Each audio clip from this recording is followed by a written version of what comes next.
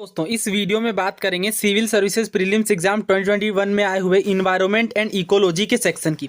देखिए इससे पहले एक पार्ट हमने कवर कर लिया, ये इसका सेकंड पार्ट है और आज जो हमारा सवाल शुरू है वो क्वेश्चन नंबर 24 से है। 23 तक क्वेश्चन हमने ऑलरेडी कर रखा है, जिसकी डिस्क्रिप्शन बॉक्स में लिंक मिल जाएगी, वहां से जाकर आप सारे क्वेश्चंस देख सकते हैं। यहाँ पे देखिए आपसे क्या पूछा गया है, with reference to the New York declaration on forest which of the following statements are correct. तो देखिए इस तरह के बहुत सारे इन्वायरमेंट से रिलेटेड डिक्लेरेशन और सबमिट ये चीज़ें होती रहती हैं, या कॉन्फ्रेंस वगैरह होते रहते हैं। तो इनमें से जो करंट में चलता है, जो काफ़ी न्यूज़ के अंदर रहता है, वो पूछा जाता है। लेकिन कुछ ऐसे भी पूछ लिए जाते हैं जो सम्मेलन बहुत बड़े स्तर पे नहीं होता है। जैसे एक सवाल हमने देखा वाटर क्रेडिट का, इस तरह के क्वेश्चन अक्सर पूछे जाते हैं। तो यहाँ पे ऑप्शंस को देखते हैं। देखिए सबसे पहले स्टेटमेंट्स जो हमें दिए गए हैं 5, उन्हें समझते हैं, उसके बेसिस पे फिर आंसर करेंगे। पहले में कहा जा रहा है it was first endorsed at the United nation climate summit in 2014, यानी 2014 में यह पहली बार एंडोर्स किया गया था, यानी फोर्स में लाया गया था। दूसरे में कहा जा रहा है ये ग्लोबल टाइमलाइन को कि जो फॉरेस्ट का नुकसान हो रहा है उन्हें एंड करने के लिए एंडोर्स किया जा रहा है। तीसरे में कहा जा रहा है ये एक लीगली बाइंडिंग इंटरनेशनल डिक्लेरेशन है। तो जब बात आ जाए लीगली बाइंडिंग की, तो देखिए लीगली बाइंडिंग का मतलब ये होता है कि ये एक वैधानिक रूप से बाध्य है, यानी इसे अगर कोई देश जो इसका सिग्नेटरी है, यानी जिसने से हस्ताक्षर किया है इस पर्टिकुलर सम्मेलन में, और अगर वो इसे वॉयलेट करता है तो उस पर पेनल्टी लगाई जा सकती है। ये होता है वैध रूप से बाध्यकारी अंतर्राष्ट्रीय घोषणा का महत्व। लेकिन देखिए बहुत कम ही ऐसी इंटरनेशनल ट्रीटीज या डिक्लेरेशन है जो बाइंडिंग है, तो इस चीज पर हमें जरूर विचार करना चाहिए। आगे देखिए अगले में कहा जा रहा है India was one of the signatories at its inception, यानी प्रारंभ से ही इंडिया एक सिग्नेटरी रहा है। तो देखिए इंडिया, अगर आप इंडिया के कंटेक्स्ट में देखें तो इंडिया ने किसी इस प्रकार का न्यूयॉर्क डिक्लेरेशन ऑन फॉरेस्ट पे सिग्नेचर नहीं किया है। तो फिफ्थ स्टेटमेंट यहाँ पे हम लोग ऑप्शन से एलिमिनेट करेंगे। तो फिफ्थ अगर आप देखें तो यहाँ पे 2 ऑप्शन देखने को मिलेंगे, तो ये 2 एलिमिनेट हो जाएंगे, बस आपको 1 और 2 में देखना है। तो अगेन यहाँ पे आप देख सकते हैं लीगली बाइंडिंग। तो इस तरह के सवाल बहुत बार आते हैं और लीगली बाइंडिंग वाला ऑप्शन जनरली गलत देखने को मिलता है। और इंडिया आप सोच सकते हैं, क्योंकि अगर कोई बहुत फेमस चीज़ होती और लीगली बाइंडिंग चीज़ होती तो ये चीज़ जरूर चर्चा में बहुत ज़्यादा बनी रहती, राइट। तो इस तरीके से भी आप एक अनुमान लगा सकते हैं। जरूरी नहीं होगा कि सारे प्रश्न आपको आएंगे, लेकिन इंटेलिजेंस गेसिंग, लॉजिकल गेसिंग करके आप बहुत बार आंसर तक पहुंच सकते हैं, जैसे इस प्रश्न में। तो इंडिया बिल्कुल भी सिग्नेटरी नहीं है, तो यहाँ पे आप एलिमिनेट करेंगे। और सेकेंड भी एलिमिनेट किया जा सकता है, क्योंकि ये कोई लीगली बाइंडिंग ट्रीटी नहीं है।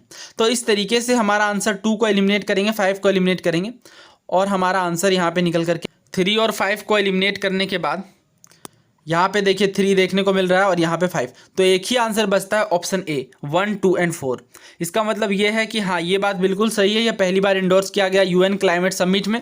और उसके बाद हमने देखा हाँ ये ग्लोबल टाइमलाइन को, जो फॉरेस्ट को, क्योंकि ये डिक्लेरेशन ही फॉरेस्ट पर है, तो बहुत बार आप इस तरीके से भी अंदाजा लगा पाएंगे। किस तरीके से, देखिए जैसे यहाँ पे नाम से ही आप पढ़ सकते हैं कि ये फॉरेस्ट पर डिक्लेरेशन है। तो अब जब ये फॉरेस्ट पर डिक्लेरेशन है तो डेफिनेटली फॉरेस्ट के लॉस को खत्म करने की बात करेगा ये। तो इस तरीके से 2 तो हमारे आंसर में आएगा। और जब 2 हमारे आंसर में आएगा तो यहां पे अगर आप ऑप्शंस में देखें तो केवल आपको 2 ही ऑप्शन ऐसे देखने को मिलेंगे जिसमें 2 देखने को मिलेगा।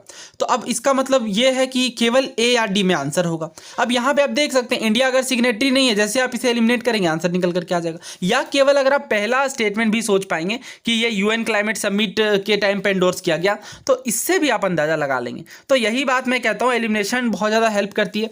या अगर आप ये भी ना सोचे, केवल ये सोचे कि it is endorsed by the government, big companies and indigenous community, तो ये बात समझना काफी सरल होगा। क्यों सरल होगा? क्योंकि ऑफ कोर्स जो इतने बड़े लेवल पे जो डिक्लेरेशन देखने को मिलता है वो डेफिनेटली गवर्नमेंट, बिग कंपनी, इन लोगों के द्वारा एंडोर्स किया जाएगा, राइट। तो इस तरीके से ये सवाल एक इजी लेवल का, अगर आप अच्छे से गैसिंग और ये एलिमिनेशन टेक्निक का इस्तेमाल करेंगे तो काफी आसानी से इसके आंसर तक पहुंचा जा सकता है।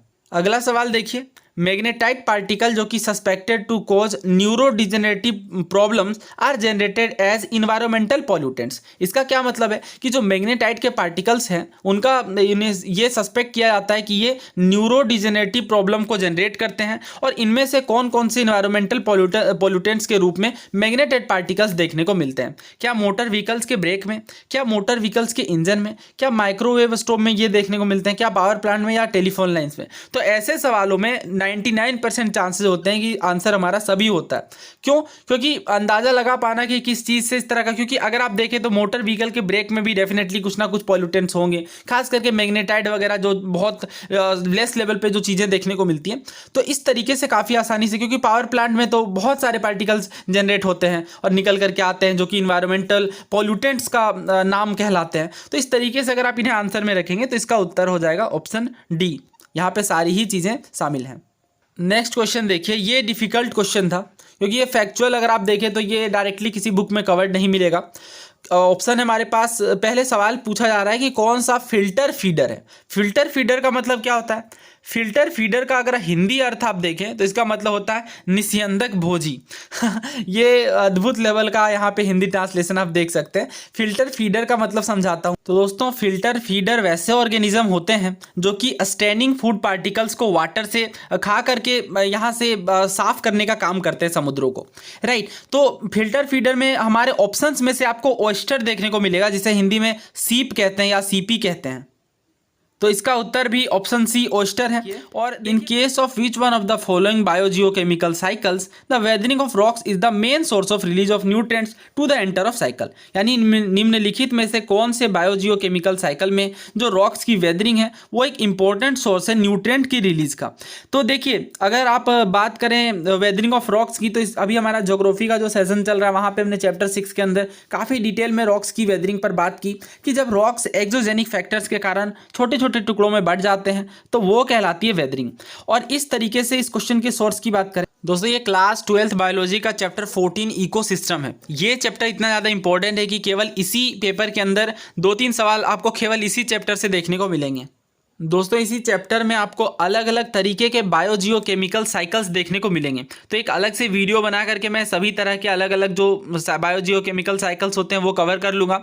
यहाँ पे देखिए, फॉस्फोरस साइकिल की अगर बात करें तो फॉस्फोरस बायोलॉजिकल मेम्ब्रेन्स का एक इंपॉर्टेंट कॉन्स्टिट्यूएंट है और इस तरीके से बहुत सारे एनिमल्स को फॉस्फोरस की काफ़ी ज़्यादा ज़रूरत पड़ती है to make cells, bone and teeth, क्योंकि बोन्स और टीथ्स में भी हमें पता है काफ़ी ज़्यादा मात्रा में फॉस्फोरस होते हैं। तो अगर नेचुरल रिजर्वोयर की बात करें कि प्राकृतिक रूप से फॉस्फोरस कहां पे आपको देखने को मिलेंगे, तो रॉक्स में, क्योंकि रॉक्स में फॉस्फोरस फॉस्फेट्स के रूप में जमा होते हैं। और जब रॉक्स की वेदरिंग होती है तो जो माइन्यूट अमाउंट ऑफ फॉस्फेट है ये सॉइल सॉल्यूशन में डिजोल्व हो जाता है, घुल जाता है और इस तरीके से जो पौधे होते हैं उनके रूट्स के द्वारा, जड़ों के द्वारा अवशोषित कर लिया जाता है, एब्जॉर्ब्ड कर लिया जाता है। और इसके बाद क्या होता है, जो हार्बीवोरस, जो शाकाहारी और जो बाकी अन्य जीव हैं वो अपना स्रोत, भोजन का स्रोत पौधों से लेते हैं और इस तरीके से यहाँ पे फॉस्फोरस का साइकिल देखने को मिलेगा।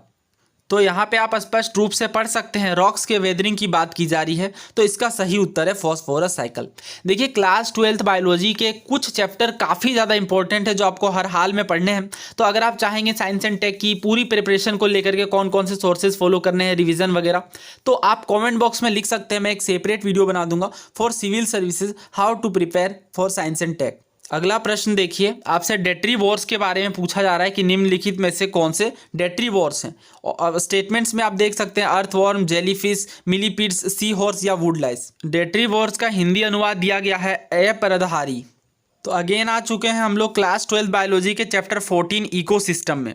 देखिए, ये इस चैप्टर जैसा मैंने बताया काफ़ी इंपॉर्टेंट है। तो यहाँ पर डिकम्पोजिशन के बारे में बताया गया है कि आपने सुना होगा कि जो अर्थवर्म, जो केंचुए होते हैं, इन्हें फार्मर्स फ्रेंड कहा जाता है। इसके पीछे का क्या रीज़न है? बिकॉज ये जो कॉम्प्लेक्स ऑर्गेनिक मैटर होते हैं इन्हें ये टुकड़ों में तोड़ देते हैं, ब्रेक डाउन कर देते हैं, इससे मिट्टी ढीली हो जाती है, इससे काफ़ी सहूलियत होती है खेती करने में।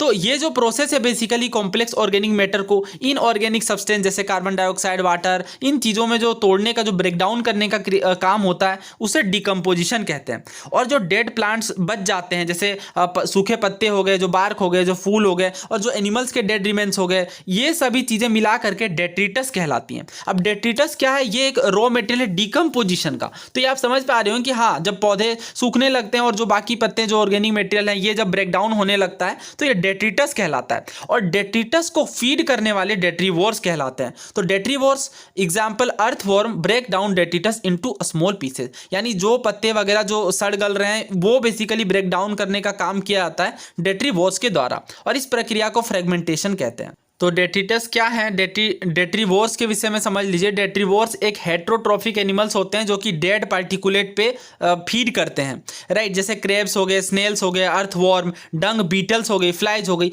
तो ये आप काफ़ी आसानी से जो छोटे जीव जो बेसिकली जो डेड मेटेरियल्स पे फीड करते हैं वो डेट्रीवोर्स कहलाते हैं। तो अगर एग्जाम्पल की बात करें तो डेट्रीवोर्स में तो अभी हमने बहुत सारा देखा है, और उसके अलावा वुड लाइस हो गए, अर्थवर्म हो गए, ये सब जो प्लांट टिश्यूज होते हैं उन्हें ब्रेक करने का, स्मॉलर पीसेज में तोड़ने का काम करते हैं।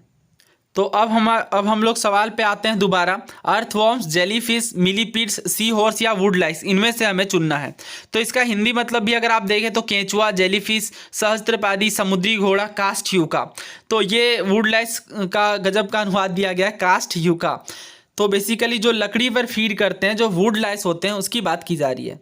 तो हमें पता है जेलीफिश बिल्कुल भी डेट्रीवोर्स नहीं होगा, क्योंकि जेलीफिश तो एक बड़ी मछली होती है, और इसी तरीके से सी हॉर्स वगैरह को भी एलिमिनेट कर सकते हैं। बट पहले जेलीफिश को एलिमिनेट करके देखते हैं।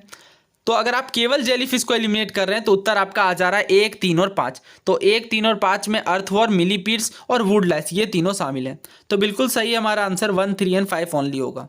तो अब देख सकते हैं कि क्लास 12 की एनसीईआरटी बायो कितनी ज़्यादा इंपॉर्टेंट है, और भी कई सारी चीज़ें हैं जो 11, 12 की बायोलॉजी से कुछ स्पेसिफिक चैप्टर से पूछे जाते हैं। उन चैप्टर्स की सूची मैं टेलीग्राम में भी डाल दूंगा, और इसके अलावा एक अलग से सेपरेट वीडियो में भी डिस्कस कर लेंगे। अगले सवाल की ओर बढ़ते हैं। देखिए, कॉमन कार्बन मेट्रिक के विषय में पूछा जा रहा है, जो कि यूएनईपी के द्वारा सपोर्ट किया जाता है। तो ये भी जैसा मैंने बताया, बहुत सारी ट्रीटीज और अलग अलग तरीके के कन्वेंशन पूछे जाते हैं। तो इनमें से एक कॉमन कार्बन मेट्रिक देखने को मिलेगा। तो पहले में कहा जा रहा है कार्बन फुटप्रिंट्स को एसेस करना, जो कि अलग अलग दुनिया में अलग अलग हिस्सों में बिल्ड ऑपरेशन किए जो जा रहे हैं। दूसरे में कहा जा रहा है enabling commercial farming entities around the world to enter carbon emission trading, यानी कॉमर्शियल फार्मिंग को इनेबल करना, बढ़ावा देना, ताकि कार्बन एमिशन ट्रेडिंग में इंक्लूड किया जा सके।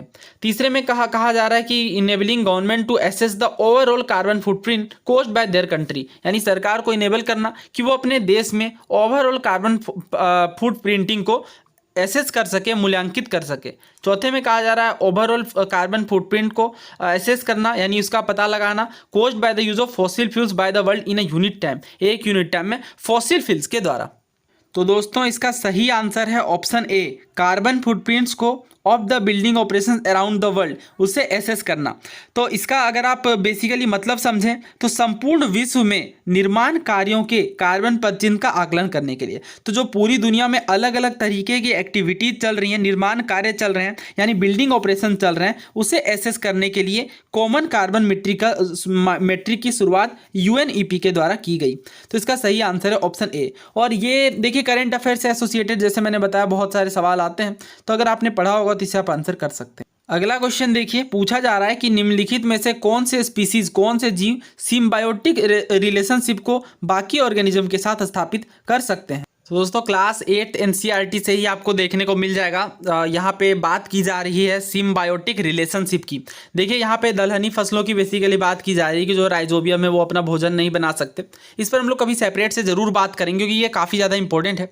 यहाँ पे बेसिकली एक जिस्ट समझ लीजिए कि सिम्बायोटिक रिलेशनशिप का मतलब क्या होता है। दोस्तों, सिम्बायोसिस एक इकोलॉजिकल रिलेशनशिप है between organism of different species. तो अलग अलग स्पीसीज के बीच जो रिलेशनशिप है वो सिम्बायोसिस कहलाती है। जैसे अगर एग्जांपल है म्यूचुअलिज्म का, तो इसमें दोनों ही स्पीसीज को फायदा होता है, जैसे ह्यूमंस और गट बैक्टीरिया, राइट। और इसके बाद कमेंसलिज्म की बात करें तो एक को फायदा होता है और दूसरा अनअफेक्टेड रहता है, जैसे कैटल, इग्रेट एंड कैटल। और इसके बाद इसी तरीके से पैरासाइटिज्म देखने को मिलेगा, जब एक को फायदा होता है दूसरे को नुकसान। तो ये अलग अलग तरीके के सिम्बायोसिस हैं जो आपने ज़रूर पढ़े होंगे, और इस पर ये काफ़ी इंपॉर्टेंट वैसे है इन्वायरमेंट के अंदर। ये सेक्शन काफ़ी बार पूछा भी जाता है ये।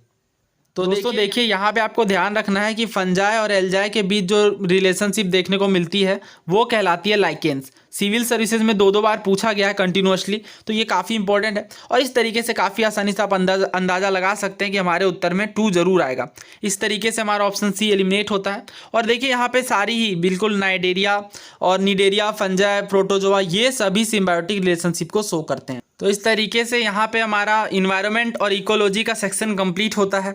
और अगले लेक्चर में हम लोग बाकी के जो सब्जेक्ट हैं उन पर डिटेल्ड एनालिसिस करेंगे। उम्मीद है आपको ये वीडियो सीरीज़ पसंद आ रही है। आप अपने राय अथवा विचार कमेंट बॉक्स में लिख सकते हैं।